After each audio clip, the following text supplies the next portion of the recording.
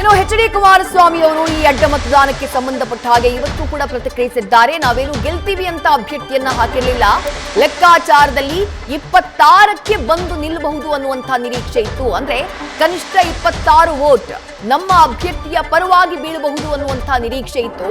ಪರಿಸ್ಥಿತಿಯನ್ನ ಅರ್ಥ ಮಾಡ್ಕೊಳ್ಬೇಕು, ಏನ್ ಸಿಚುವೇಶನ್ ಇದೆ ಶಾಸಕರ ಮಧ್ಯೆ ಅನ್ನುವುದನ್ನ ತಿಳ್ಕೊಳ್ಬೇಕು ಅನ್ನುವಂತಹ ಕಾರಣಕ್ಕಾಗಿನೇ ಅಭ್ಯರ್ಥಿಯನ್ನ ನಾವು ಕಣಕ್ಕಿಳಿಸಿದ್ದು ಅಂತ ಹೇಳಿ ಪರಿಷತ್ ಕ್ರಾಸ್ ವೋಟಿಂಗ್ಗೆ ಸಂಬಂಧಪಟ್ಟ ಹಾಗೆ ಎಚ್.ಡಿ. ಕುಮಾರಸ್ವಾಮಿ ಪ್ರತಿಕ್ರಿಯಿಸಿದ್ದಾರೆ. ಜೊತೆಗೆ ಅಭ್ಯರ್ಥಿ ಹಾಕಬೇಕು ಅಂತ ಹೇಳಿ ಎಲ್ಲಾ ಶಾಸಕರು ಅಭಿಪ್ರಾಯವನ್ನ ವ್ಯಕ್ತಪಡಿಸಿದ್ದು, ಅವರ ಅಭಿಪ್ರಾಯದ ಮೇಲೆಯೇ ಅಭ್ಯರ್ಥಿಯನ್ನ ಹಾಕಿದ್ದೇನೆ. ಈ ಚುನಾವಣೆಯಿಂದ ಮೈತ್ರಿಯಲ್ಲಿ ಬಿರುಕು ಅನ್ನುವಂತಹ ವಿಶ್ಲೇಷಣೆ ಏನಿದೆ, ಯಾವುದೇ ಕಾರಣಕ್ಕೂ ಮೈತ್ರಿಯಲ್ಲಿ ಬಿರುಕನ್ನ ಮೂಡಿಸುವುದಕ್ಕೆ ಸಾಧ್ಯ ಇಲ್ಲ ಎಂದಿದ್ದಾರೆ ಕೇಂದ್ರ ಸಚಿವ ಎಚ್.ಡಿ. ಕುಮಾರಸ್ವಾಮಿ. ಮೊನ್ನೆ ನಡೆದಂತ ವಿಧಾನ ಪರಿಷತ್ತಿನ ಚುನಾವಣೆ, ನಾನು ಚುನಾವಣೆ ಗೆಲ್ತೀನಿ ಅಂತ ಅಭ್ಯರ್ಥಿ ಹಾಕಿದ್ದಲ್ಲ. ಇದು ಮುಂದಿನ ದಿನಗಳು ಯಾವ ರೀತಿ ಆಗಬಹುದು ಅಂತ ಪರೀಕ್ಷೆ ಮಾಡ್ಲಿಕ್ಕೆ ಹಾಕ್ದಂಥದ್ದು. ಅದು ನನ್ನ ಪಕ್ಷ ಯಾವ ರೀತಿಯಲ್ಲಿ ಈಗಿರ್ತಕ್ಕಂಥ ಪರಿಸ್ಥಿತಿನಲ್ಲಿ ಒಂದು ಧೈರ್ಯವಾದಂಥ ನಿರ್ಣಯಗಳನ್ನು ಮಾಡ್ತಾರೆ ಅಂತಕ್ಕಂಥದ್ದನ್ನು ಪರೀಕ್ಷೆ ಮಾಡಬೇಕು ಅಂತ ಅಭ್ಯರ್ಥಿ ಹಾಕಿದ್ದೆ. 2 ಸಭೆ ಮಾಡಿದ್ದೆ.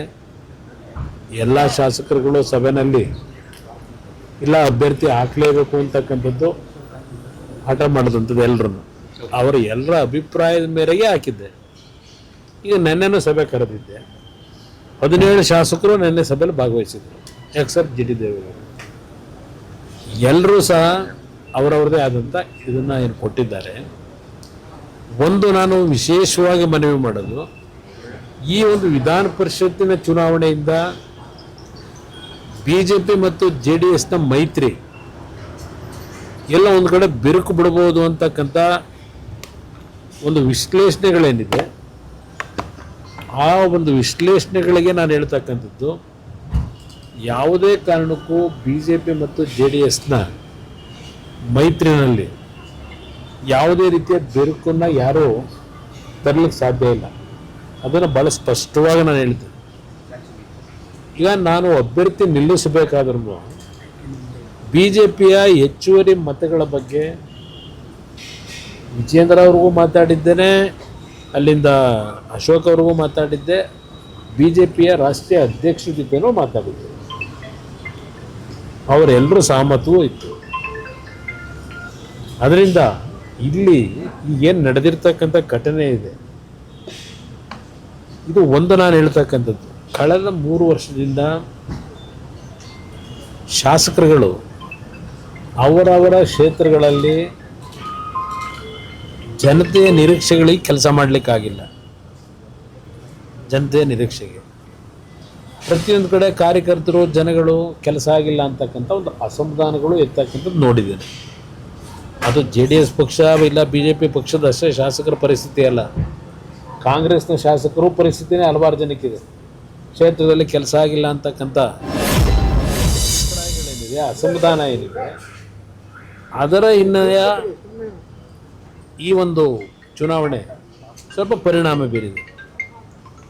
ಈಗಿನ ಸರ್ಕಾರದಲ್ಲಿ ನೀವು ನಮ್ಮ ಪಕ್ಷಕ್ಕೆ ಮತ ಕೊಟ್ಟರೆ ನಿಮಗೆ 50 ಕೋಟಿ ಕೊಡ್ತೀವಿ, 100 ಕೋಟಿ ಅನುದಾನ ಕೊಡ್ತೀವಿ, ಈ ರೀತಿಯ ಟೆಂಪ್ಟ್ ಮಾಡಿರ್ತಕ್ಕಂಥದ್ದು ನನಗೆ ಗೊತ್ತಿದೆ.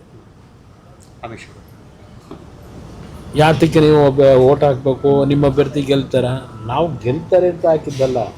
ನಾನು ಹಾಕ್ಬೇಕಾದ್ರೆ ನಾನೇನು ಅಂಥ ಮುಟ್ಟಾಳನ್ನ 20 ವರ್ಷ ರಾಜಕೀಯ ಮಾಡಿ ನನಗೇನು ಗೆಲ್ತೀವಿ ಅಂತಕ್ಕಂಥದ್ದು ಆಶಾಭಾವನೆಯನ್ನು ನಾನೇನು ಇಟ್ಕೊಂಡಿರಲಿಲ್ಲ.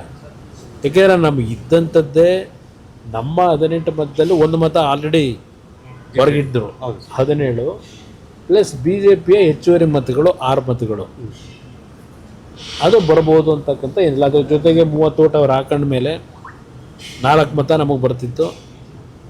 ಅದಾದ ಮೇಲೆ 30 ಓಟಿನ ಒಂದು ಟ್ರಾನ್ಸ್ಫರ್ ಏನಿದೆ ಅದ್ರ ಪ್ರಕಾರ ಇನ್ನೊಂದು 4 ಮತ ಬರ್ತಿತ್ತು. 8 ಮತಗಳು ಅಂದರೆ 17 ಪ್ಲಸ್ 8 25 26ಕ್ಕೂ ನಿಲ್ತಿದ್ದೋ ನಾವು. ಅದು ನನಗೆ ಗೊತ್ತಿತ್ತದು. ಆದರೆ ಈಗಿನ ಒಂದು ಸಮಯದಲ್ಲಿ ಶಾಸಕರುಗಳು ಎಷ್ಟು ಗಟ್ಟಿಯ ನಿರ್ಧಾರಗಳನ್ನು ಮಾಡ್ತಾರೆ, ಅಭಿವೃದ್ಧಿಗಳಾಗಿಲ್ಲ ಅಂತಕ್ಕಂಥ ಹಿನ್ನೆಲೆಯಲ್ಲಿ ಈಗಿನ ಸರ್ಕಾರಗಳ ಒಂದು ಆಮಿಷಗಳೇನಿದೆ ಕ್ಷೇತ್ರದಲ್ಲಿ ಜನತೆಯ ಒಂದು ವಿಶ್ವಾಸ ಗಳಿಸ್ಕೊಳ್ಳಲಿಕ್ಕೆ, ಏಕೆಂದರೆ ಇನ್ನು 2 ವರ್ಷಕ್ಕೆ ಚುನಾವಣೆ, ಆ ಹಿನ್ನೆಲೆಯಲ್ಲಿ ಬಹುಶಃ ಕೆಲವರು ಶಾಸಕರುಗಳು 50 ಕೋಟಿನೋ 100 ಕೋಟಿನೋ ಅನುದಾನ ಸಿಗುತ್ತೆ ಅಂತ ಹೇಳಿ ಪಾಪ ಸ್ವಲ್ಪ ಚಂಚಲ ಮನಸ್ಸು ಆಗಿರ್ಬೋದು. ಆದರೆ ಇದು BJP JDSಗೆ ಮೈತ್ರಿಗೆ ಧಕ್ಕೆ ಬರ್ತದೆ ಅಂತಕ್ಕಂಥ ಒಂದು ವಾತಾವರಣ ಕ್ರಿಯೇಟ್ ಏನಾಗ್ತಿದೆ.